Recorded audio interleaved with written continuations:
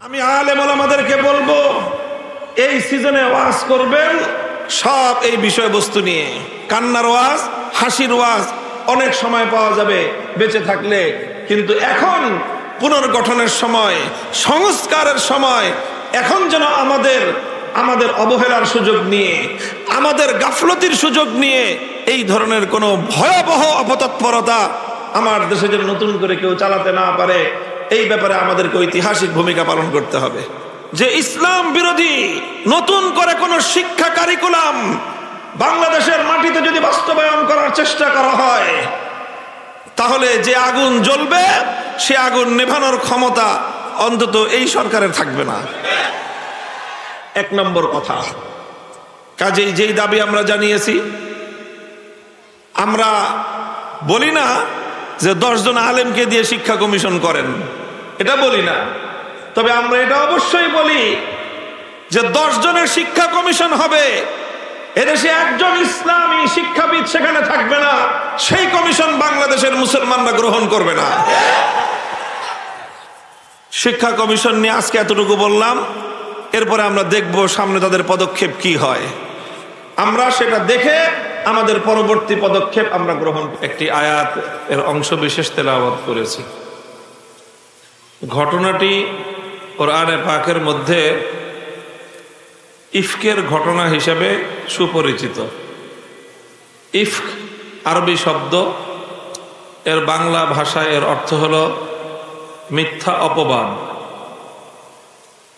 হযরত রাসূল সাল্লাল্লাহু আলাইহি ওয়াসাল্লামের প্রিয়তমা স্ত্রী, আল্লাহর নবীর পবিত্র স্ত্রী আবু বকর সিদ্দিক রাদিয়াল্লাহু তাআলা আনহুর কন্যা, মুমিন জননী, আমাদের মা হযরত আয়েশা সিদ্দিকা রাদিয়াল্লাহু আনহা, তার ব্যাপারে মদিনার মুনাফিকরা একটা ষড়যন্ত্রের জাল বুনেছিল। ওনার বিরুদ্ধে মিথ্যা অপবাদ, ওনার চরিত্রের উপর কালিমা লেপন করার একটা দুরভিসন্ধি এঁটেছিল মুনাফিকগণ, মুনাফিক সমাজ। এবং এর নেতৃত্বে ছিল তৎকালীন সময়ের রঈসুল মুনাফিকিন, মুনাফিক সর্দার আব্দুল্লাহ ইবনে উবাই ইবনে সুলুল। লম্বা ঘটনা। এক যুদ্ধ থেকে ফেরার পথে রাসূল সাল্লাল্লাহু আলাইহি ওয়াসাল্লামের সেই সফরে আম্মাজান আয়েশা সিদ্দিকা রাদিয়াল্লাহু আনহাও নবীজির সফর সঙ্গী ছিলেন। তিনি একটা উটের পিঠে আরোহণ করতেন, উটের উপর একটা পালকি থাকত, সেই পালকিতে উনি আরোহণ করতেন এবং সেই পালকিটা যখন সফর চলতো উটের উপরে থাকতো। যখন কোথাও যাত্রা বিরতি হতো, পালকিটা উটের পিঠ থেকে মাটিতে নামায় রাখা হতো, উনি সেই পালকি থেকে নেমে নিজের প্রয়োজন পূরণ করতেন। আবার যখন যাত্রা শুরু হবে তিনি পালকিতে উঠে গিয়ে বসতেন। 4 জনের দায়িত্ব ছিল, তারা এসে পালকিটা ধরে উটের উপরে উঠায় দিতেন। তো একদিন সফরের ফিরতি পথে রাত গভীরে যখন যাত্রা বিরতি হলো, সবাই যার যার মতো ওযু ইস্তেনজা সেরে ঘোষণা হলো যে কিছুক্ষণের মধ্যেই কাফেলা যাত্রা শুরু করবে, সবাই প্রস্তুত হয়ে নেন। আম্মাজান আয়েশা রাদিয়াল্লাহু আনহা তিনিও প্রয়োজন সেরে প্রস্তুত হওয়ার জন্য গেলেন। তো সেখানে গিয়ে ওনার গলার হার, এটা তিনি হারিয়ে ফেললেন, গলার হার খুঁজে পান না। তো গলার হার তালাশ করতে করতে দেরি হয়ে গেছে। তো দেরি হয়ে যাওয়াতে যখন যাত্রার সময় হয়ে গেছে, যাদের দায়িত্ব ছিল পালকি উঠায় উটের পিঠে দেওয়ার, তারা এসে মনে করছে যে ঘরের এই পালকির ভিতরে আম্মাজান আছেন, এটা মনে করে তারা 4 জন পালকি ধরে উটের উপরে উঠায় দিছে। উনি যে আসেন নাই এখনো, এটা তাদের আর বুঝে আসে নাই, তারা টের পায় নাই। তো কাফেলা যাত্রা করে ফেলছে। তো হযরত আয়েশা রাদিয়াল্লাহু আনহা অনেকক্ষণ পরে যখন ওই হার পেয়েছেন, হারটা পাওয়ার পরে উনি ফিরে আসছেন, এসে দেখেন যে কেউ নাই, পুরা কাফেলা চলে গেছে। তো যখন পুরা কাফেলা চলে গেছে তখন তিনি কি করবেন? আর এই মরুভূমির মাঝখানে কোথায় দৌড়াইবেন, কোথায় যাবেন? তো উনি ওখানে অপেক্ষা করতেছিলেন যে একটা কিছু তো হবে। রাসূল সাল্লাল্লাহু আলাইহি সাল্লাম যখন রাস্তার মধ্যেখানে গিয়ে পালকিতে খুঁজে দেখবেন যে আয়েশা নাই, তখন তো আমার খুঁজতে আমাকে আবার আসবেন। আমি যদি দৌড়াইতে থাকি কিছুক্ষণ পর আল্লাহর নবী আমাকে খুঁজতে থাকবেন, আমি একদিকে দৌড়াইবো, তিনি আরেক দিকে খুঁজবেন, তো পেরেশানি বাড়বে। তা আমি আমার জায়গায় অপেক্ষা করি, নবীজি একটু পরে যখন আমার খোঁজ পাবেন না তখন আমাকে তিনি তালাশ করতে করতে আবার ফিরে আসবেন পিছন দিকে। তো এইভাবে তিনি ওখানে অপেক্ষা করতেছিলেন।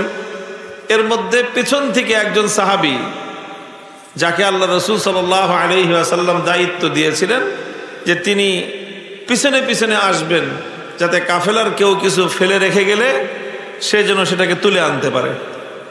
তো ইনি এসে দেখলেন যে এখানে একজন মহিলা, দূর থেকে তিনি তার কাপড় চোপড় দেখেই চিনতে পারলেন যে ইনি তো আম্মাজান আয়েশা রাদিয়াল্লাহু আনহা। তো বাস তিনি বুঝতে পারলেন যে কোনো দুর্ঘটনা ঘটছে, কাফেলা কেউ নাই, উনি একা এখানে। বুঝতে পারলেন যে যে কোনো কারণে উনি কাফেলার পিছনে পড়ে গেছেন। তখন তিনি এসে ইন্না লিল্লাহি বলে ওনাকে সতর্ক করলেন, আর উটটাকে বসায় দিলেন। আম্মাজান উটের উপরে আরোহণ করলেন, উনি উটটাকে টেনে টেনে নিয়ে কাফেলা পর্যন্ত পৌঁছে গেলেন।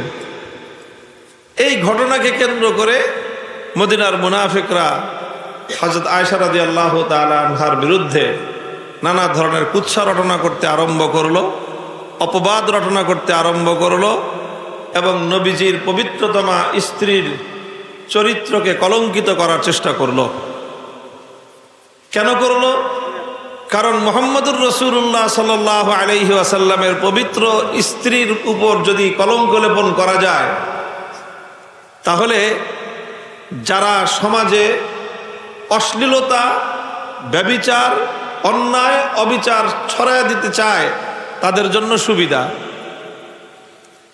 এটা বহুত পুরানো কৌশল। তো এই ঘটনা আল্লাহ পাক রব্বুল আলামিন কোরআনে পাকের মধ্যে সবিস্তারে আলোচনা করেছেন। সেই জায়গার ছোট্ট একটু আয়াতের অংশ আমি তেলাওয়াত করেছি আপনাদের সামনে।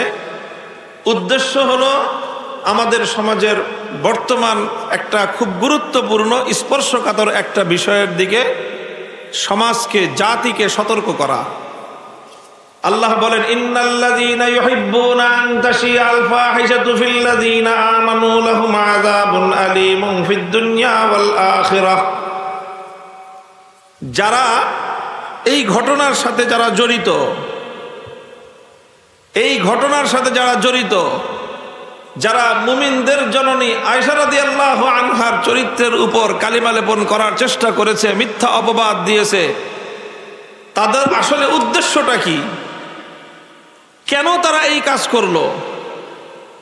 তারা একদিকে আল্লাহর নবী মুহাম্মদুর রাসূলুল্লাহ সাল্লাল্লাহু আলাইহি ওয়াসাল্লামকে আঘাত করতে চায়, তারা আল্লাহর নবীর পরিবারকে আঘাত করতে চায়, আর তারা নবীকে আঘাত করে, নবীর পরিবারকে আঘাত করে তারা মুসলমানদের সমাজে অশ্লীলতা, ব্যভিচার সহ অন্যায় এবং অশ্লীল কাজকর্ম, ফাহেশা কাজকর্ম মুসলমানদের সমাজের মধ্যে ছড়িয়ে দিতে চায়। এই কথাটা মনে রাখবেন। এটা একটা সূত্র, এটা একটা সূত্র, এটা একটা কৌশল। বিভিন্ন অপকৌশলের ক্ষেত্রে এটা প্রয়োগ করে। আপনারা ঢাকার মানুষ খুব ভালো করে বুঝবেন, এখনো আছে গুলিস্তান, নানা কারণে প্রসিদ্ধ। তার মধ্যে অন্যতম একটা হলো পকেটমারির কারণে গুলিস্তান প্রসিদ্ধ। আরে পকেটমার তো পকেটমার, মানে গাড়ি নিয়ে যাবেন, চলন্ত গাড়ি, আপনি গাড়ির ভিতরে বসা, হুট করে দেখবেন একজন এসে গাড়ির লুকিং গ্লাসটা টান দিয়ে ভেঙে নিয়ে দৌড় দিছে। আপনি তাকায় থাকবেন, করার কিছু নাই।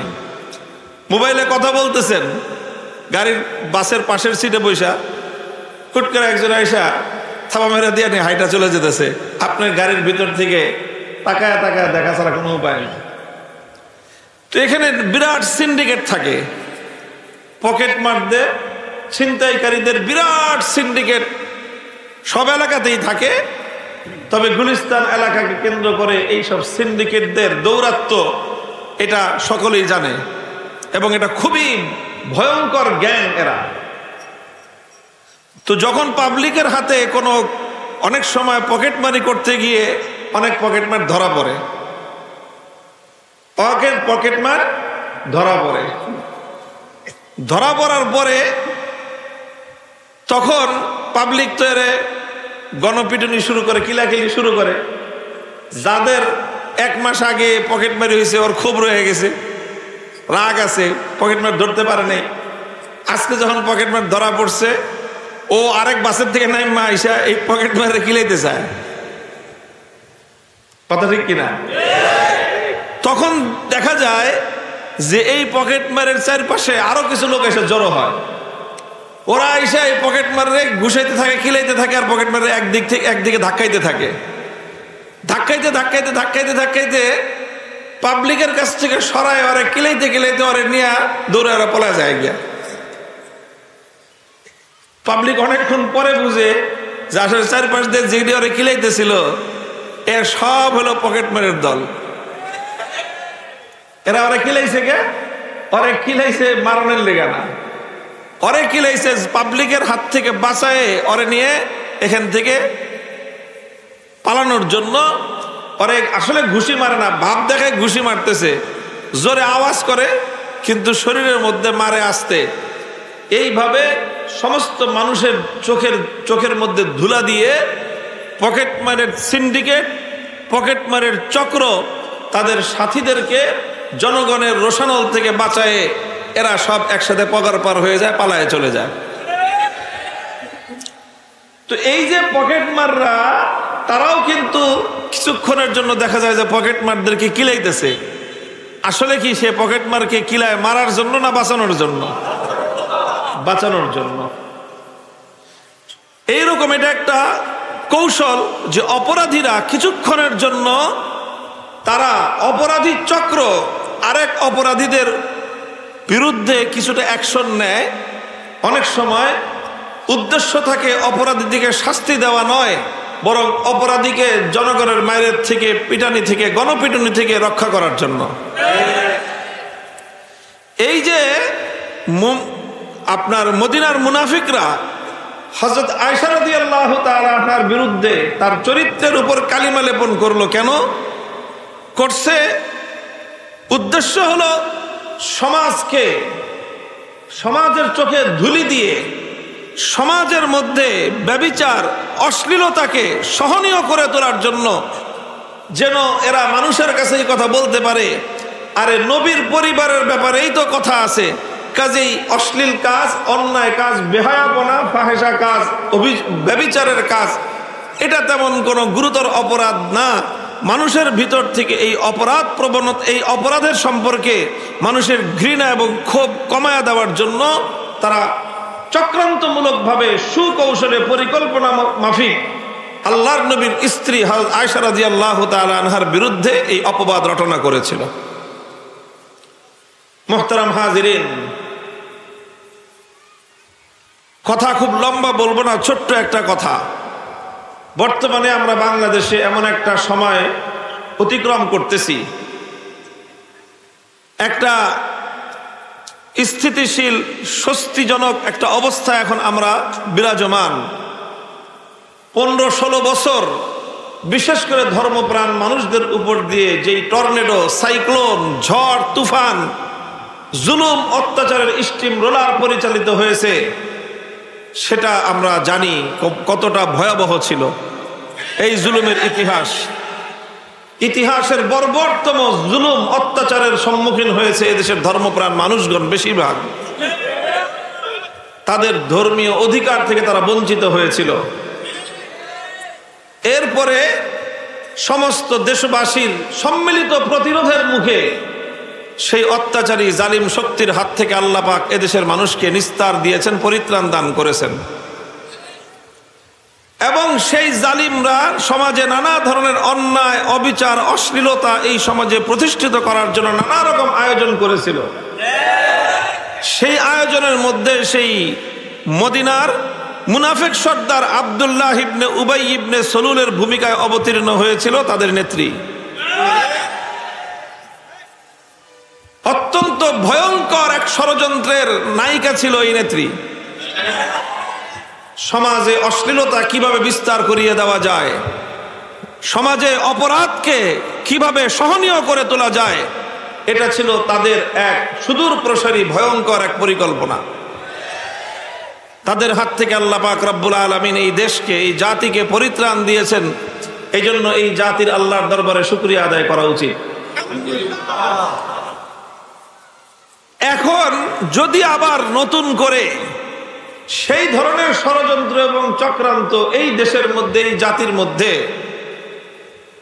অশ্লীলতা, অন্যায়, অবিচার, ব্যভিচার এগুলোকে হালকা করে দেওয়ার জন্য যদি কোনো আয়োজন নতুন করে কেউ শুরু করে, অথচ তারা ফ্যাসিবাদ বিরোধী বলে নিজেদেরকে পরিচয় দেয়, খুব লক্ষ্য করে বুঝবেন, ফ্যাসিবাদ বিরোধী নিজেদের গায়ের মধ্যে পরিচয় লেবেল লাগিয়ে যারা এই সমাজে অন্যায়, অবিচার, ব্যভিচার, জুলুম, অশ্লীলতাকে সমাজের মধ্যে বিস্তার ঘটাবার চেষ্টা করবে, তারা আসলে মূলত ফ্যাসিবাদ বিরোধী নয়, তারা হলো পকেটমারের সিন্ডিকেট। বর্তমান যে সরকার আছে, অন্তর্বর্তীকালীন সরকার, তাদের অনেক উদ্যোগ ভালো। সেই ভালো উদ্যোগগুলোর আমরা প্রশংসা করি, সহযোগিতা করেছি, করতেছি, সামনেও করব ইনশাআল্লাহ। তবে একটা জিনিস আমাদেরকে ভুলে গেলে চলবে না, যে অনেক সময় ভালো কিছু কাজের আড়ালে, মোড়কে অনেক ভয়ঙ্কর, উপর দিয়ে খুব সুন্দর প্যাকেটিং করে, প্যাকেজিং এর মাধ্যমে ভিতরে ভয়ঙ্কর বিষাক্ত জিনিস সমাজকে গেলানোর চেষ্টা করা হয়। এই সরকার বেশ কয়েকটা কমিশন গঠন করেছে সংস্কারের জন্য।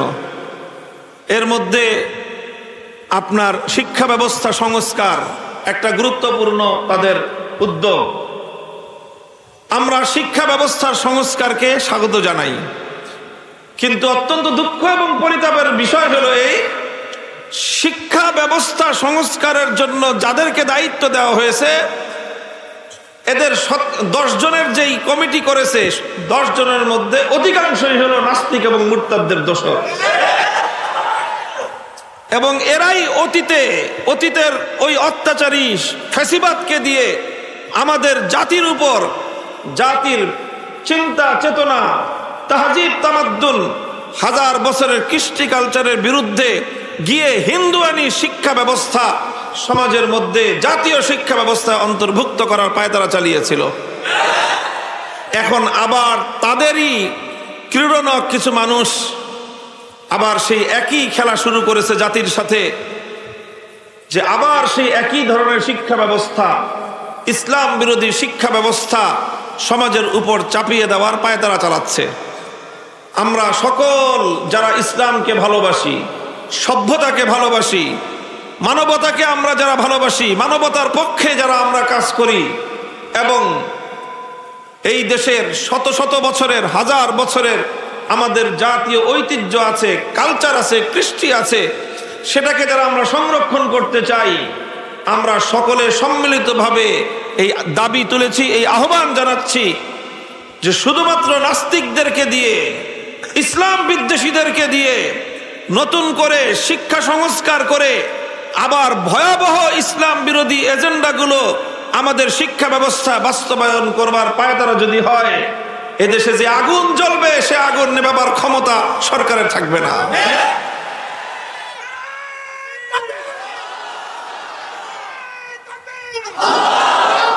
আমরা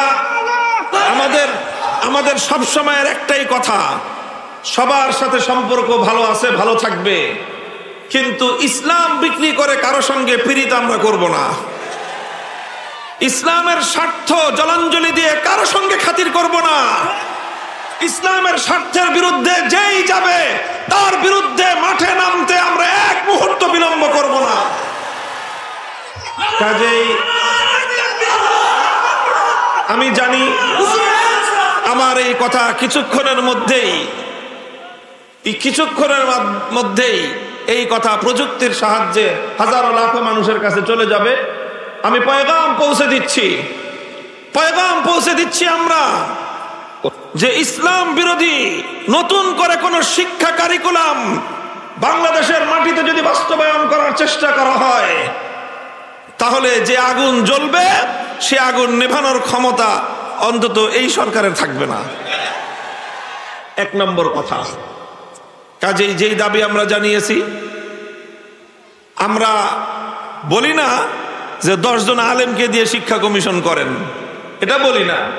তবে আমরা এটা অবশ্যই বলি যে 10 জনের শিক্ষা কমিশন হবে, এদেশে একজন ইসলামী শিক্ষাবিদ সেখানে থাকবে না, সেই কমিশন বাংলাদেশের মুসলমানরা গ্রহণ করবে না। শিক্ষা কমিশন নিয়ে আজকে এতটুকু বললাম, এরপরে আমরা দেখব সামনে তাদের পদক্ষেপ কি হয়। আমরা সেটা দেখে আমাদের পরবর্তী পদক্ষেপ আমরা গ্রহণ করব। 2 নম্বর কথা, বাংলাদেশে সামাজিকভাবে কয়েকটা অন্যায় এবং অপরাধকে বৈধতা দেওয়ার চেষ্টা চলতেছে। তার মধ্যে অন্যতম একটা হলো ট্রান্সজেন্ডার ইস্যু নামে সমকামিতাকে সমাজে শুধু বৈধতা নয়, বরং এই দেশে পশ্চিমা কালচার থেকে সমকামিতাকে প্রমোট করার, আমদানি করার একটা পায়তারা চলতেছে। সমকামিতা এবং নারী পুরুষের বিবাহ বহির্ভূত অবাধ যৌনাচারকে সমাজের মধ্যে বৈধতা দেওয়ার একটা পায়তারা চালানো হচ্ছে এবং বিবাহ বহির্ভূত অন্যায় সম্পর্ক, অবৈধ সম্পর্ককে হালকা করার জন্য ইসলামী শরীয়ত সম্মত বৈধ সম্পর্কের মধ্যে নানা ধরনের বিধিনিষেধ আরোপ করার পায়তারা চালানো হচ্ছে। কিছুটা আগে থেকেই ছিল, বিগত স্বৈরাচারী সরকারের আমল থেকে। এখন নতুন করে তারা এসে আবার আরেকটু মাত্রা বাড়ানোর পায়তারা চালাচ্ছে। ইসলাম বলেছে একটা মেয়ে মানুষ, ছেলে মানুষ, বিবাহের নির্ধারিত কোনো বয়স নাই, যে কোনো বয়সেই ছেলে মেয়েদের বিবাহ বৈধ। ইসলাম বিবাহ বৈধ হওয়ার জন্য কোনো বয়সকে ম্যান্ডেটরি করে নাই। ইভেন একেবারে ছোট্ট ছেলে মেয়েদেরও বিবাহ দেওয়া যায়, তাদের অভিভাবকরা চাইলে বিবাহ বন্ধন তারা করে দিতে পারবে। ইসলামী শরীয়তে এই বিবাহ বৈধ থাকে, এই বিবাহ বৈধ থাকে। কিন্তু আমাদের দেশের বর্তমান প্রচলিত আইন অনুযায়ী, এই আইন আরো আগে থেকেই চলতেছে, এনারা আরো নতুন করে এটার উপরে সরকারিভাবে আইনের মাত্রা আরো বাড়ানোর চেষ্টা চালাচ্ছে। এই আইন অনুযায়ী 18 বছরের আগে কোনো মেয়েকে যদি বিবাহ দেয়, এটাকে তারা নাম রাখছে বাল্য বিবাহ। বাল্য বিবাহটাকে তারা অবৈধ করেছে এবং এই বাল্য বিবাহের মাধ্যমে ইসলামী শরীয়ত সম্মত যেটাকে স্বামী স্ত্রীর বৈধ সম্পর্ক সাব্যস্ত করেছে, তাদের বানানো আইন সেই স্বামী স্ত্রীর বৈধ মিলনকে তারা ধর্ষণ বলে আখ্যায়িত করে। একটা আরেকটার নাম দিয়েছে তারা বৈবাহিক ধর্ষণ। কি নাম দিয়েছে? বৈবাহিক ধর্ষণ। মানে বিবাহ বন্ধনে আবদ্ধ হয়েছে, স্বামী স্ত্রীর দাম্পত্য সম্পর্ক হয়েছে, এখন কোন সময় স্বামী স্ত্রীর মধ্যে কোনো কারণে যদি কলহ হয়, এখন স্ত্রী যদি বলে যে আমার মতের বিরুদ্ধে বা আমার মতের বাইরে তিনি আমার সঙ্গে শারীরিক সম্পর্ক করেছেন, তাহলে এই স্ত্রীর দ্বারা স্বামীর বিরুদ্ধে ধর্ষণের মামলা তারা নিবে। আরো ভয়ঙ্কর বিষয় নতুন যেটা মাত্রা শুরু করেছে, জোরপূর্বক গর্ভধারণ। জোরপূর্বক গর্ভধারণ নামে নতুন আর্টিকেল সংযোগ করে এটাকে মানবতা বিরোধী অপরাধ বলে আখ্যায়িত করার একটা পায়তারা চলছে। জোরপূর্বক গর্ভধারণ মানে কি? মানে হলো যে স্বামী স্ত্রীর সম্পর্কের মাধ্যমে স্ত্রীর গর্ভে সন্তান আসতেই পারে, আসবে, স্বাভাবিক এটা। কোনো কারণে পরবর্তীতে যদি স্বামী স্ত্রীর মধ্যে কোনো রকম মনোমালিন্য হয়ে যায়, অথবা কোনো স্ত্রী চাচ্ছে না এই মুহূর্তে সে সন্তান নিতে, কিন্তু স্বামীর চাপাচাপিতে পিড়াপিড়িতে তার গর্ভে সন্তান চলে আসলো, তাহলে এই নারী যদি আদালতের শরণাপন্ন হয়, এমন আইন তারা করতেছে, তাহলে এই স্বামীর বিরুদ্ধে একদিকে ধর্ষণের মামলা হবে, আর একদিকে তার বিরুদ্ধে মানবতা বিরোধী, জোর করে তুমি আরেকজনের গর্ভে সন্তান দিলা কেন, এটার বিরুদ্ধে স্বামীর বিরুদ্ধে মামলা হবে।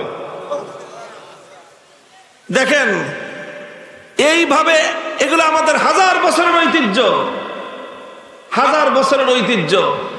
আল্লাহ রসুল সাল্লাল্লাহু আলাইহি ওয়াসাল্লাম আয়েশা সিদ্দিকা রাদিয়াল্লাহু আনহাকে যখন বিয়ে করেছেন, আমাদের আম্মা জানের বয়স ছিল তখন মাত্র 6 বছর। নবীজি মা আয়েশাকে তুলিয়ে নিজের ঘরে উঠিয়ে নিয়েছেন, তখন ওনার বয়স ছিল 9 বছর, এবং তিনি আল্লাহর নবীর সঙ্গে সংসার করেছেন 9 বছর। নবীজি যখন ইন্তেকাল করেছেন, মা আয়েশা বিধবা হয়েছেন, তখন ওনার বয়স 18 বছর। এই প্রচলিত অভিশপ্ত আইন, এই প্রচলিত অভিশপ্ত আইন, এই আইন কত ভয়ঙ্কর। কেউ যদি 13 বছর, 14 বছর, 15 বছর, 16 বছর, 17 বছরের কোনো মেয়েকেও বিয়ে করে, তাহলে এই আইন বলে যে সে তার সঙ্গে ধর্ষণ করতেছে। দৃষ্টান্ত হিসেবে বলতে হয়, এই যে এই সমস্ত আইনের যারা মূল করে গেছে এগুলো, তাদের মরহুম নেতা বঙ্গবন্ধু শেখ মুজিবুর রহমান সাহেব, ওনার স্ত্রীর নাম ফজিলতুন্নেসা মুজিব, যখন বিয়ে করছে বয়স তখন 14 বছর। যখন তার গর্ভে তার প্রথম সন্তান মেয়ে আসছে, তখন তার বয়স 18 বছর হয় নাই। এরপরে ওই মেয়ের নাম হয়েছে শেখ হাসিনা। এখন হিসাব করে দেখেন, এগুলো যদি আমি বলতে যাই কি কি শব্দ দিয়ে প্রচলিত আইন অনুযায়ী আখ্যায়িত করতে হয়, তার ওই বিবাহটা কি হয় এই আইন অনুযায়ী, আর তার স্ত্রীর সঙ্গে তার সম্পর্কের কি পরিণাম দাঁড়ায়, আর ওই সম্পর্কের দ্বারা যে সন্তান জন্ম নিয়েছে ওই সন্তানের পরিচয় কি দাঁড়ায়। আমরা এগুলোকে বলতেছি ইসলামের দৃষ্টিকোণ থেকে কোনো সমস্যা নাই, কিন্তু মুসলমানদের দেশে এই সমস্ত আইন কেন করা হয়?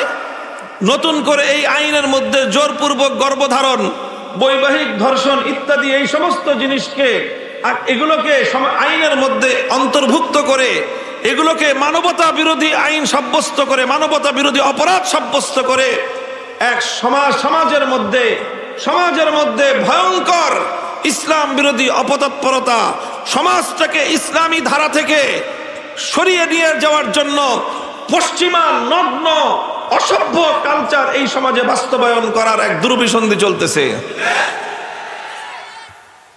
আমরা স্বৈরাচারী ফ্যাসিবাদের বিরুদ্ধে অন্তর্বর্তীকালীন সরকারকে সমর্থন দিচ্ছি। ওনারা বিভিন্ন এনজিও সংস্থাগুলোকে এবং এনজিওদের প্রতিনিধিদেরকে নিয়েই বেশিরভাগ অন্তর্বর্তীকালীন সরকারের অনেকগুলো এনজিওর প্রধানদেরকে এই অন্তর্বর্তীকালীন সরকারের উপদেষ্টা পরিষদে অন্তর্ভুক্ত করেছেন। আমরা কিছু বলি নাই। এনজিওরা অর্থনৈতিক কিছু কর্মতৎপরতা পরিচালনা করে, সেটার বিরুদ্ধে আমাদের কোনো কথা নাই, বার্তা নাই। অর্থনীতির উন্নতিতে যারা অবদান রাখে, ভূমিকা রাখে, আমরা তাদেরকে সহযোগিতা করি, আমরা এটাকে স্বাগত জানাই।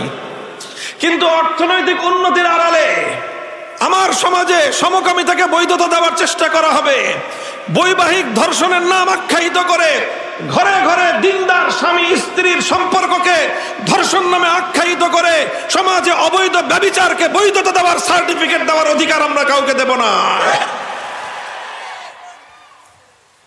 মুহতারাম হাজিরিন, ব্যাপারটা খুবই ভয়াবহ। ইসলাম ধর্ম পরিষ্কার বলেছে, কোন মুসলিম নারী কোন অমুসলিম পুরুষকে বিবাহ করতে পারবে না। কোন মুসলিম নারী কোন অমুসলিম পুরুষের সাথে তার বিবাহ বন্ধন বৈধ নয়। হ্যাঁ, মুসলিম পুরুষ অমুসলিম নারী বলতে যদি আদার নাম দিয়ে, যদি কেউ ইসলাম যেই বিবাহকে বৈধ রাখে নাই ওই ধরনের সম্পর্ককে বিবাহ নাম দিয়ে কেউ যদি দাম্পত্য সম্পর্ক করতে চায়, এটা কোনোদিন বৈধ দাম্পত্য হবে না, এটা প্রত্যেকটা কার্যকলাপ হবে ব্যভিচার। শেখ হাসিনার ভাগ্নি টিউলিপ একটা খ্রিস্টান ছেলেকে বিয়ে করছে। ইসলাম ধর্ম অনুযায়ী সম্পূর্ণ হারাম, তাদের প্রতিটা সম্পর্ক ব্যভিচার। এটার মধ্যে ভিন্ন কোনো ব্যাখ্যার কোনো সুযোগ নাই। এই ধরনের আন্তঃধর্মীয় বিবাহের নামে ব্যভিচারকে সমাজে বৈধতা দেওয়া হচ্ছে। আরেকদিকে ইসলাম সমর্থিত, ইসলাম প্রবর্তিত, ইসলাম অনুসৃত যেই সুন্নতের বিবাহ, ইসলাম মেয়েদের একটু অল্প বয়সে প্রয়োজনের ক্ষেত্রে বিবাহকে উৎসাহিত করেছে। আল্লাহর নবী বলেছেন, ছেলে মেয়েদের যখন বিয়ের বয়স হয়ে যায়, সাবালক হয়ে যায়, তখন যদি উপযুক্ত পাত্র পাত্রী পাওয়া যায় তাহলে তোমরা বিবাহের ব্যবস্থা করে দাও, যদি না করো সমাজে বিশৃঙ্খলা সৃষ্টি হবে। এই জন্য ইসলাম এই বিবাহকে উৎসাহিত করেছে। অথচ সেই সকল বিবাহগুলোকে আইনের মারপ্যাচে অবৈধ ঘোষণা করে আবার সমাজের মধ্যে কিছু মানুষ আছে, তারা বাল্য বিবাহ ঠেকানোটাকে নিজেদের জন্য বিরাট একটা ক্রেডিট মনে করে। এটা কোনো ক্রেডিট নয়, এটা কোনো ক্রেডিট হতে পারে না। এই আইনগুলোকে ইসলামী আইনের আলোকে নতুন করে ঢেলে সাজাতে হবে। আমরা বলি না, এই মুহূর্তে আমরা আপনাদের কাছে এতটা আশা করি না যে আপনারা পূর্ণাঙ্গ ইসলামী শরিয়া বাস্তবায়ন করবেন। তবে এতটুকু তো আমরা অবশ্যই আশা করব যে শরিয়া বিরোধী, শরিয়ার সাথে সরাসরি কন্ট্রাডিক্টেড এবং সাংঘর্ষিক কোনো আইন বাংলাদেশে থাকতে পারবে না। এটা বাংলাদেশের মুক্তিযুদ্ধের কমিটমেন্ট। 1971 সালে যে মুক্তিযুদ্ধ হয়েছিল, সেই মুক্তিযুদ্ধ কেন হয়েছিল? কারণ 70 সালের জাতীয় নির্বাচনে যারা বিজয়ী হয়েছিল বাঙালি, তাদের হাতে পশ্চিম পাকিস্তানিরা ক্ষমতা হস্তান্তর করতে গড়িমসি করেছে বলেই 71-এর মুক্তিযুদ্ধ হয়েছিল। 70-এর জাতীয় নির্বাচনে দেশের মানুষ ভোট দিয়েছিল বাঙালি প্রতিনিধিদেরকে। কেন দিয়েছিল? তাদের কিছু কমিটমেন্ট ছিল, তাদের কিছু অঙ্গীকার ছিল। সেই সকল অঙ্গীকারের মধ্যে একটা অঙ্গীকার ছিল, পাশ করতে পারলে, তারা নির্বাচিত হতে পারলে দেশে কোরআন সুন্নাহ বিরোধী কোনো আইন তৈরি করবে না। তাহলে সেই অঙ্গীকারের ভিত্তিতে 70-এর নির্বাচন হয় এবং তারা বিজয়ী হয়। আর সেই বিজয়ীদেরকে ক্ষমতা হস্তান্তর না করার কারণে 71-এর মুক্তিযুদ্ধ হয়। কাজে এ কথা বলতে কোনো দ্বিধা নাই, বাংলাদেশের 71-এর মুক্তিযুদ্ধ হয়েছিল এই অঙ্গীকারের ভিত্তিতে যে এই জমিনে কোরআন সুন্নাহ বিরোধী কোনো আইন তৈরি হবে না। আমরা স্পষ্ট দাবি তুলতে চাই, আইন সংস্কার করার, সংবিধান সংস্কার করার যেই কমিশন করেছেন, সেখানে কোরআন সুন্নাহর সাথে সরাসরি সাংঘর্ষিক কোনো আইন পুরাতন যদি থেকে থাকে সেগুলোকে বানচাল করতে হবে। নতুন করে কোরআন সুন্নাহর সাথে সাংঘর্ষিক কোন আইন যদি বাংলাদেশে বাস্তবায়ন করার চেষ্টা করা হয়, শাপলা চত্বর হবে, আবার শাপলা চত্বর হবে।